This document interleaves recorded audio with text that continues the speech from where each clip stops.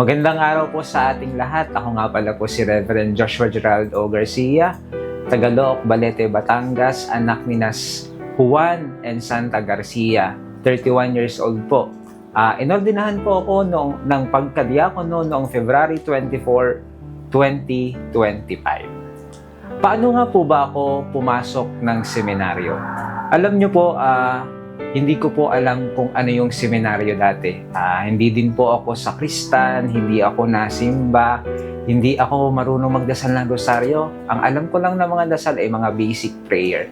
Pero, bakit nga ba ako napapasok ng seminaryo? Siguro noong pagkapanahon ng mahal na araw po, mahilig po ako manood ng mga The Bible. Yung lalo na inaabangan ko lagi pag Holy Week yung Crucifixion of Jesus Christ pag Friday. Kaya noong 2014 ng mahal na araw, ako mag-isa na lamang yung nanonood ng Crucifixion of Jesus Christ. Hanggang alas 12, tinapos ko talaga yon. Pero pagkatapos noon, meron akong isang picture na nakita, picture ni Jesus Christ na yung mukha lang niya. Na pag ikaw ay tumingin kahit saan, parang siya ay nakatingin sa iyo. Tapos tinitigan ko siya. Tapos bigla na lang may pumasok sa aking isipan na gusto kong magpare. Hindi ko alam kung ano yung pagpapare, hindi ko alam talaga kung ano ang seminaryo.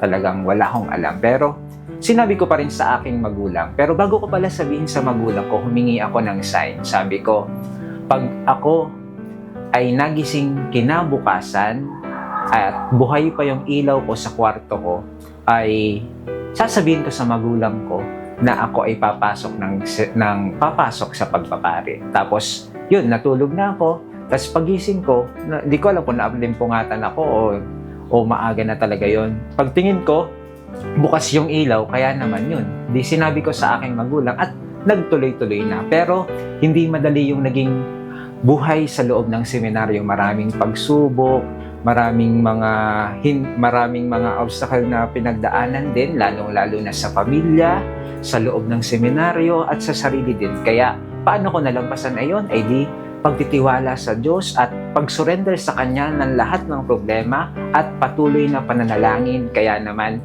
nakarating tayo sa panahon na ito. Kaya nga po sa darating na July 31, 8 o'clock a.m., dalawang pinakamaganda at pinakamahalagang kasaysayan na mangyayari sa bayan ng Balete. Ang unang-una po, yung dedication of the church, July 31 din po, at saka yung pinakahihintay ng marami ang aking pong ordinasyon. Kaya po, ang parokya po ng Nuestra Señora de la Paz de Balete, inaanyayahan po namin kayo na sana po ay dumalo kayo sa gaganaping ito ng dedication of the church at saka ang ordination.